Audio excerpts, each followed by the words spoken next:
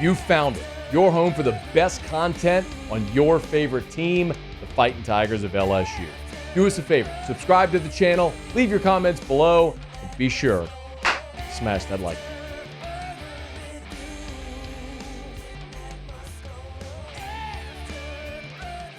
Going into the Combine, I highlighted two LSU players. I said I felt Mason Smith was the player with the most to gain. Guy had I think admittedly a less productive season than many were hoping to see from Mason Smith coming off the ACL. But we knew athletically how gifted he is. And, man, if he went to the Combine and tested exceptionally well, that he could really race up some draft boards. And, man, Mason Smith, by all accounts, was pretty athletic and did really well. So, he ran a 5:01.40, by the way, and looks like the freak show that he is. But I said the player that I felt had the most potentially to lose was Brian Thomas. And it wasn't saying that I thought Brian Thomas would go do poorly. It was just to say this is a really, really deep receiver draft class. And it's unlikely that Brian Thomas was going to be able to overtake the top three guys, Harrison, Neighbors, and Rome Odunze. So you looked at it and were like, man, Brian Thomas could go absolutely solidify himself as a first-round pick, or if he stumbles, you could see some of the really talented players in this receiver draft class. If it was Xavier Worthy, who ran a 4.21, if it was Jalen Polk, you could see Keon Coleman. You could see some players potentially overtake him. Well, needless to say, mission accomplished for Brian Thomas. We know he ran a 4.33 in the 40, and Mel Kiper put out his list of the Combine draft risers, like who went to the Combine, crushed it, and did really well. And of the handful of players that he highlighted, one of them was Brian Thomas Jr. out of LSU. And I'll read the write-up that Kiper wrote. It said, yes, Worthy set the Combine record with a 4.21 40-yard dash, and his 10-yard split came in at 1.49.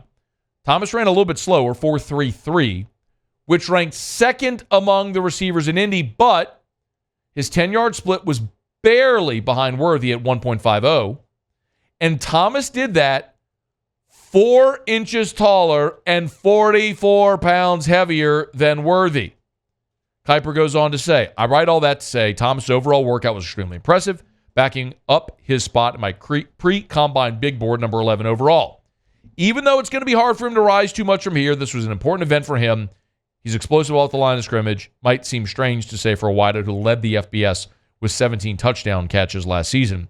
But Thomas is just scratching the surface of his talent. In a loaded receiver class, don't count him out as being a future number 1 wide receiver. So, Mel Kiper sold on Brian Thomas after his 40. And I think the line in that write-up from Mel that stands out the most is where he said, even though it's going to be hard for him to rise too much from here. That was the point I made pre-combine. Look at the receivers ahead of him in a deep draft class. It was unlikely for him to do anything to overtake the 3 ahead of him. Fair or unfair? I mean, I think they're all amazing. But if there's a consensus that those are the top 3, Brian Thomas, the best he could do is rise up to 4 or solidify himself there. But boy, there was a long way to go down, and he clearly solidified himself where he is and did so at 6'3", 209. Hard to imagine Brian Thomas falling out of round 1. I mean, this is a loaded receiver draft class, and he's going to be taken high in it. But it's one of those things also where in a different year, like Brian Thomas could be a top 10 pick. Look at last year's receiver draft class. The top receiver taken in the draft a year ago, just to compare what it's like in a given year, while just this year's draft class works against Brian Thomas. The top receiver taken a year ago was Jackson Smith and Jigba, number 20 overall. There may be 4 receivers taken ahead of that this year. At least 4, maybe more. There was, by the way, last year there was a run of 4 straight receivers taken, 20 through 23. Jackson Smith and Jigba, Quentin Johnson, Zay Flowers, Jordan Addison went 20, 21, 22, 23. My point is, Brian Thomas a year ago is probably a top 10 pick. Brian Thomas a year ago is the best receiver in that draft. He's just in a draft class that's loaded with talent. By contrast, look 2 years ago. Drake London went 8th overall. Garrett Wilson went 10. Chris Olave went 11. Jamison Williams went 12. Jahan Dotson went 16. Traylon Burks went 18. You had 6 receivers in the top 18 picks two years ago. So much of it really just depends on the draft that you're in. What do teams need? How deep is the position that you're in that draft? So for Thomas, phenomenal. I think he's locked himself in as a first-round draft pick.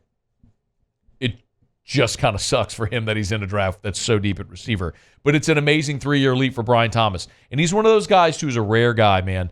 You played at Walker nearby, not a super outspoken guy. He was really low-key in his recruiting process. Remember, he didn't commit until the very end. Like, he didn't commit anywhere. It wasn't a back-and-forth thing. He just quietly went through his recruiting process, picked LSU, committed, signed, and really his first 2 years on campus, despite being such a high 4-star, 5-star receiver, were a little quiet as he just waited his turn.